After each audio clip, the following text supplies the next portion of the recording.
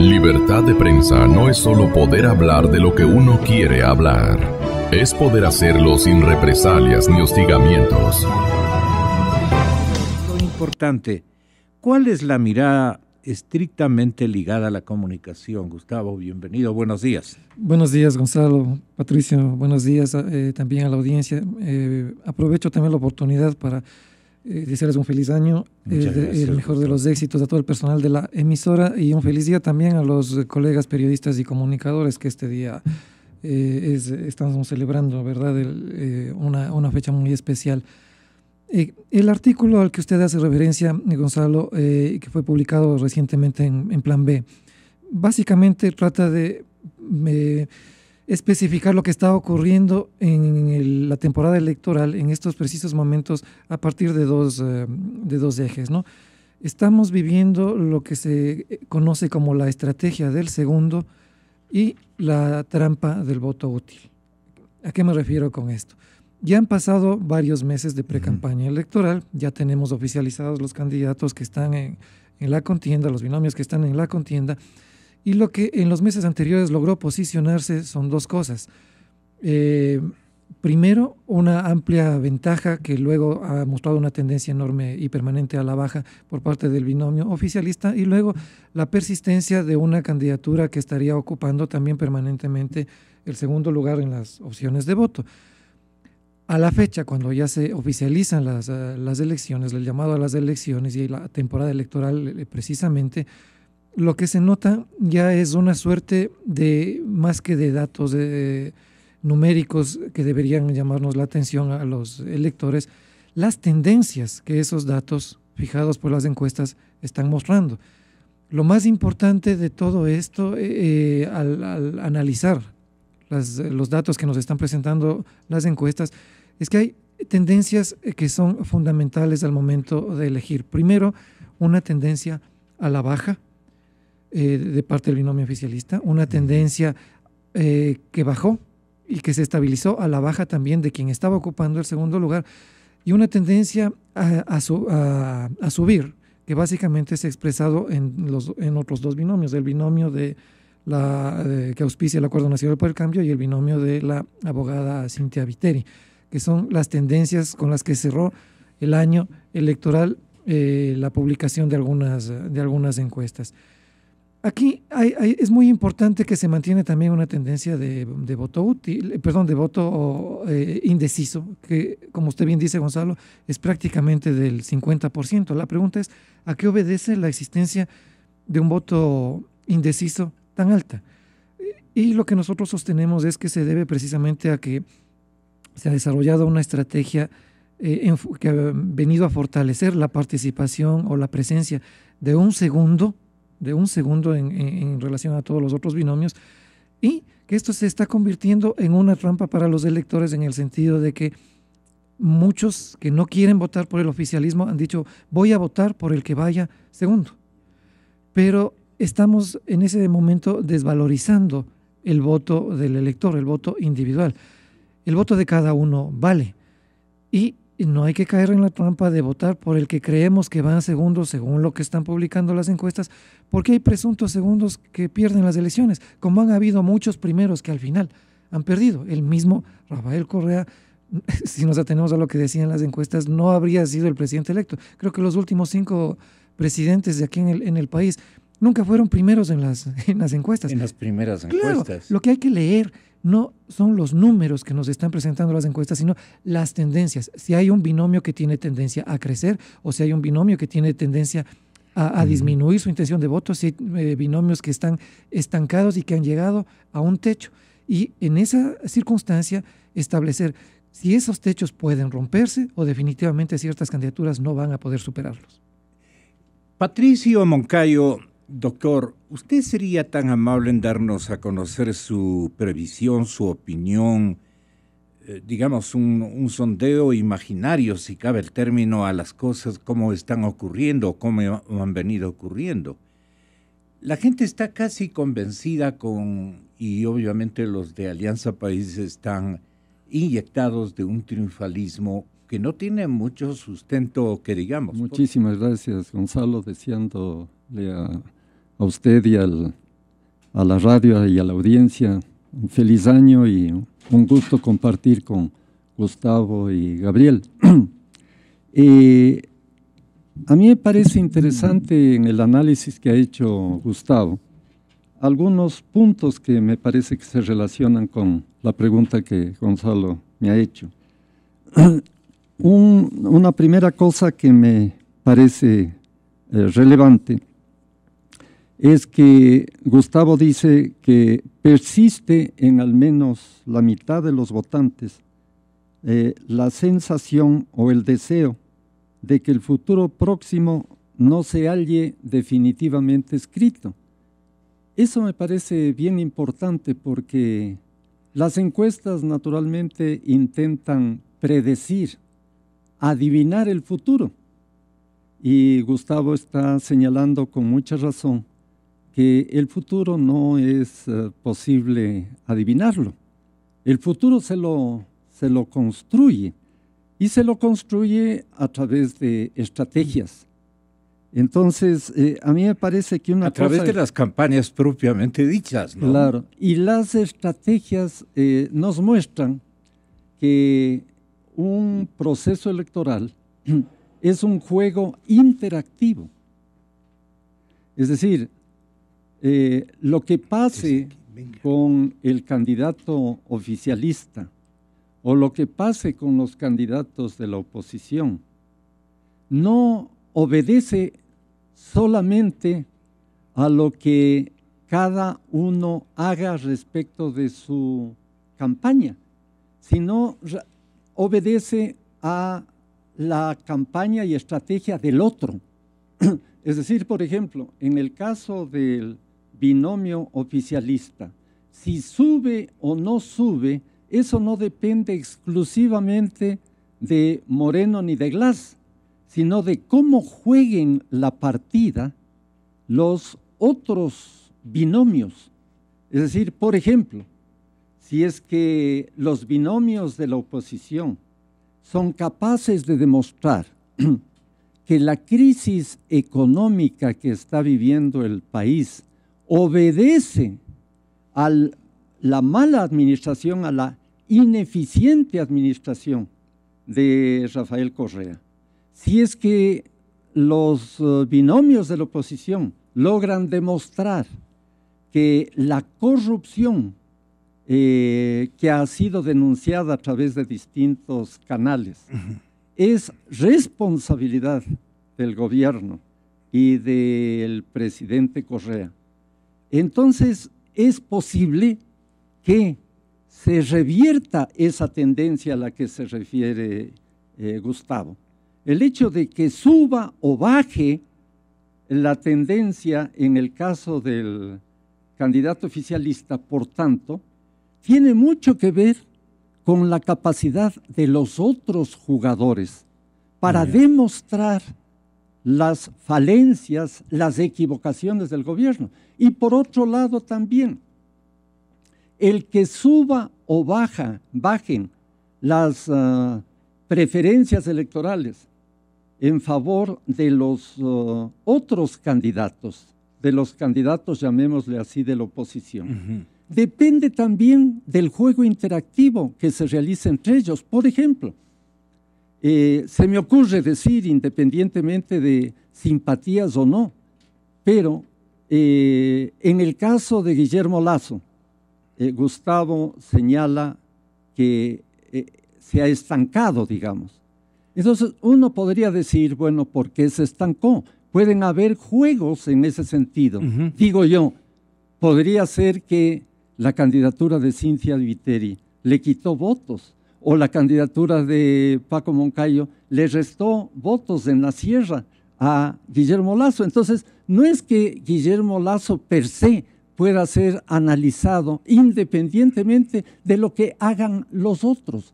Entonces, por ejemplo, el hecho de que el gobierno le esté construyendo como su principal adversario a Guillermo Lasso es una estrategia del gobierno.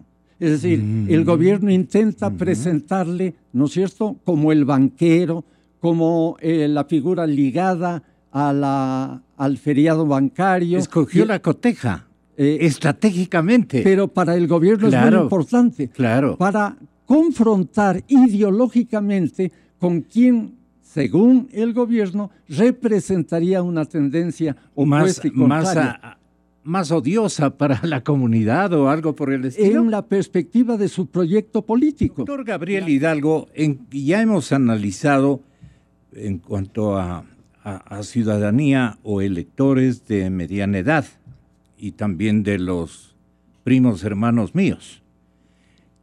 Ahora corresponde que los nuevos votantes, ese universo gigantesco de jóvenes ecuatorianos que se van a integrar a la lid electoral con su voto, no solamente los que van a cumplir 18 años ni cosa por el estilo, me atrevo a pensar de edad para votar hasta los 45, tal vez 50 años, según sus estudios, ¿qué han resuelto? ¿Qué tienen previsto? ¿Cuál es la parte donde no funciona todavía el consenso o una tendencia más clara? ¿Están desperdigados o silenciosos este universo de ecuatorianos muy importantes y seguramente los que van a definir el comicio de este año y del, perdón, ya tenemos que decir de este año? Tenga la bondad, Gabriel. Bienvenido. Feliz año, ¿ah? Feliz año igualmente. Buenos días, Gonzalo. Buenos días a Gustavo, a Patricio. Es un placer estar compartiendo esta mesa de trabajo con ustedes. Un saludo a los amigos que nos escuchan y que nos ven en sus casas, en sus lugares de trabajo, en sus vehículos, y un feliz año quiero desearles a todos aquí en la radio y a quienes están Gracias, sintonizando. Gabriel. Hay algunas cosas que a mí me gustaría colocar antes de, digamos, aterrizar en lo que usted me preguntó y qué es lo que se ha venido conversando. Lo primero es que yo he venido sosteniendo que se puede producir de la misma forma que se produjo en el caso de Barrera, se puede producir en el caso de Moreno, algo que podría denominarse como efecto Moreno. Usted tuvo la gentileza de reproducir una columna de opinión mía, la voy a resumir en lo siguiente. He venido sosteniendo que el voto cuantitativo de Moreno seguramente se mantiene. Lo que ha incrementado lo que ha decrecido, lo que ha disminuido es el número de indecisos, con lo cual también cae en términos porcentuales la aceptación en las encuestas que recibe Moreno. Y aquí queda también algunas dudas con respecto a lo que decía Gustavo sobre el voto negativo, sobre quienes no votarían por Moreno, tal vez ese número de decididos, porque acercándose a la fecha de las elecciones, la teoría dice que más o menos se mantiene alrededor de un 30% de indecisos, todavía, acercándose a la fecha de las elecciones. Con lo cual, si este número empieza a caer del 50 al 40 y al 30%, diría que el techo que reflejan las encuestas, digamos, lo que tiene Moreno a su favor en términos electorales podría ser su techo electoral, que es lo que le sucedió a Barrera.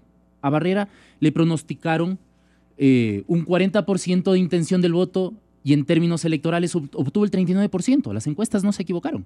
Lo segundo que quiero hacer notar es que tal vez todo esto... Y perdió, claro. Y perdió porque hubo un gran voto, no a favor del actual alcalde Rodas, yo diría esto como una hipótesis, sino un voto en contra de Barrera y del candidato del correísmo. No era tan popular tal vez Rodas, pero sí era el segundo mejor opcionado. Ahora podríamos tener un segundo mejor opcionado que todavía se podría decantar en las próximas semanas. Pero ¿le cuesta al señor presidente de la República apoyar a Moreno? Por su futuro, ¿qué podría estar aconteciendo con la verdadera actitud del presidente Correa en esta campaña? A mí me parece muy importante su pregunta. Me parece que eso nos remite a las alternativas, a las opciones frente a la crisis económica. Es decir, se podría decir que desde la perspectiva del gobierno, el proyecto político de la Revolución Ciudadana no ha muerto. Desde la perspectiva de la oposición, el proyecto político de la Revolución Ciudadana ha muerto, ha colapsado. La oposición sostiene que estamos en presencia de un nuevo ciclo y que por tanto pues habría lugar para la implantación de un nuevo modelo. Ese nuevo modelo económico estaría caracterizado por el ajuste económico, estaría caracterizado por el ajuste económico de la economía, en la economía, la eliminación de subsidios, el poner orden en la casa, etcétera. La parte de tributos. La parte de tributos, etcétera. Ahí, por ejemplo, surge un debate que es interesante para efectos del análisis. Por ejemplo, cuando Guillermo Lasso habla de la eliminación de los impuestos y enumera los impuestos que deberían también eliminarse, Lenin Moreno, ¿qué le dice? Es decir, con la disminución de los impuestos, ¿cómo vamos a financiar la salud, la educación, etcétera? Entonces, el debate es bien importante en esta perspectiva, porque está en debate el modelo económico, ¿no es cierto? Y entonces, respondiendo a la pregunta de Gonzalo, si es que ganara en las elecciones Guillermo Lasso o Cynthia Viteri, el gobierno seguramente entiende, y el presidente Correa, que se intentaría implantar un modelo neoliberal.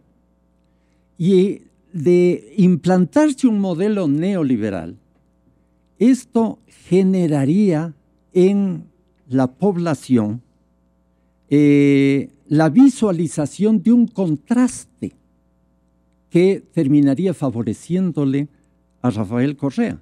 Porque si es que en el 2017 gana un candidato de la llamada derecha, y si este candidato implanta un modelo económico parecido al de los años 80, ¿verdad?, que finalmente desembocó en el feriado bancario, entonces, ¿qué va a hacer Alianza País? Va a capitalizar el descontento que se va a generar en los sectores sociales, y Rafael Correa en el 2021 estaría regresando como pues el campeón de la justicia social, etcétera, etcétera. Entonces, desde ese punto de vista es muy acertada su pregunta, porque es posible especulativamente, ya que como dice Gustavo muy bien, no hay cómo adivinar el futuro, especulativamente uno podría sostener que a Rafael Correa le interesa más bien que gane alguien de la derecha para que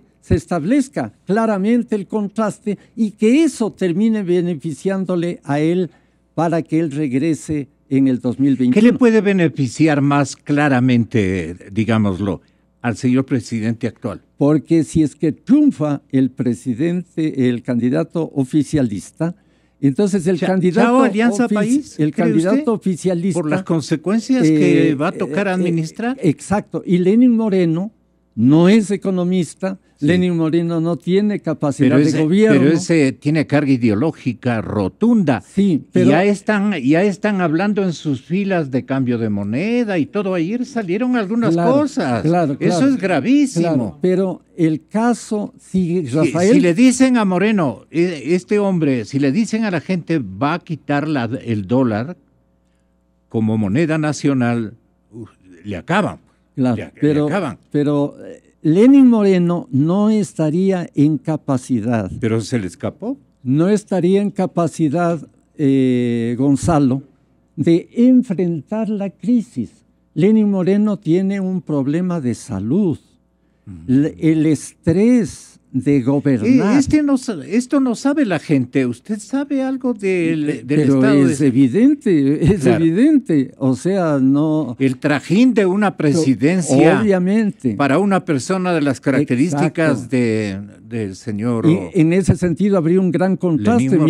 Mientras Rafael Correa trabaja supuestamente 24 horas al día, Lenin Moreno no podría hacer lo mismo. Entonces, no es cuestión solamente de voluntarismo, no es cuestión solamente de lo ideológico, es cuestión de determinar si Lenín Moreno tiene o no capacidad para enfrentar una crisis tan grave.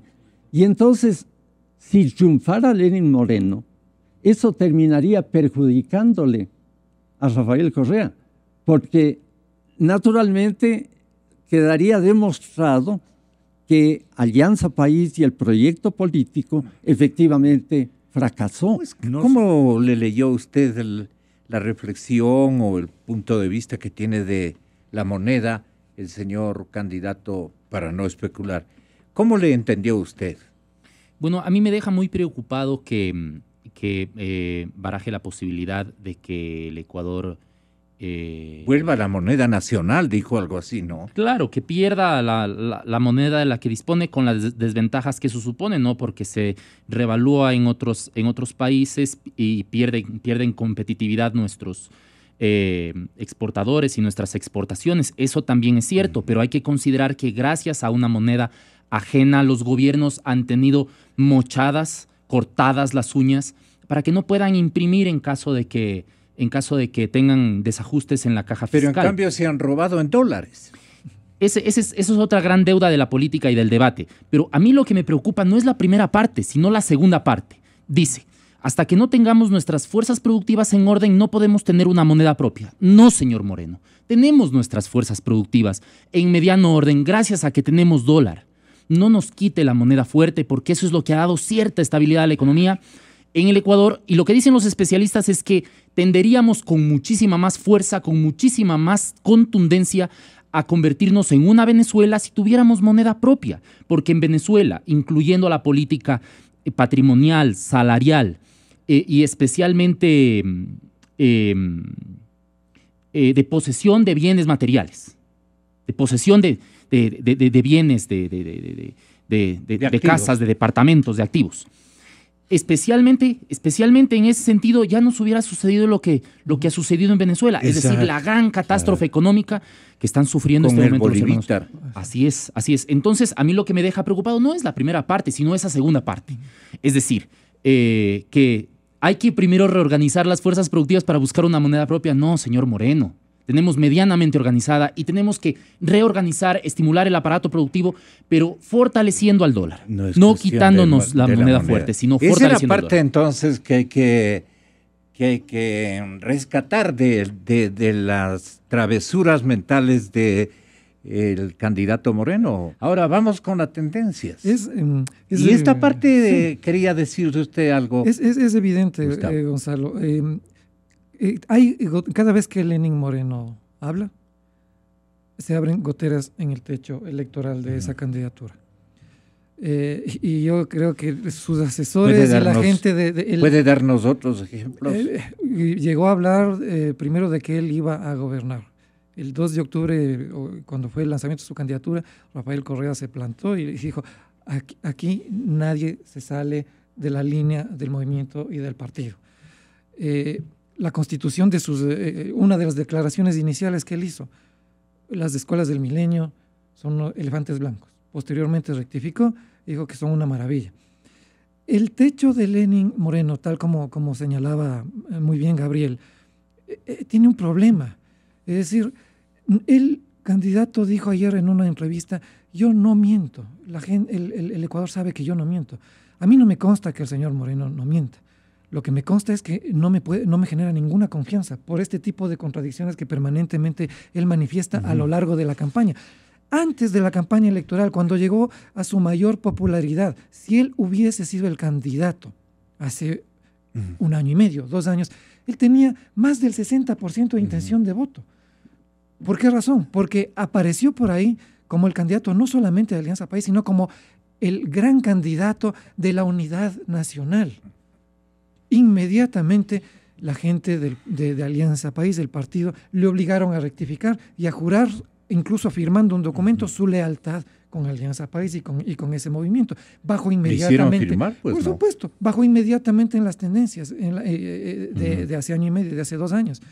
Es un candidato que ha permanecido en la sombra durante su permanencia en Ginebra. No ha dicho absolutamente nada respecto de los temas que la oposición ha señalado como gravísimos aquí en el país, el manejo económico, la persecución a la oposición, el conflicto con los medios de comunicación, la falta de creación de empleo productivo, la dificultad enorme que ha tenido para generar confianza jurídica, para atraer inversiones, temas de política interna que a diario se habían venido manifestando acá en el país. Entonces yo creo que esa tendencia del voto duro a la cual él aparentemente habría llegado, 30 puntos. También es endeble.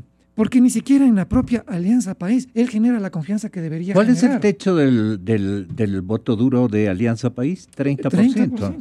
30%. Eventualmente suben a un poco más. ¿Y qué ocurre? Dos temas que tampoco han sido señalados por las investigaciones, pero que son evidentes. Cuando se produce la denuncia sobre los atracos en Petroecuador, baja notablemente la intención de voto y le afecta al binomio del oficialismo, porque está inmiscuido en esas denuncias que tienen que ser verificadas y comprobadas su candidato a la vicepresidencia, el ingeniero Jorge Glass.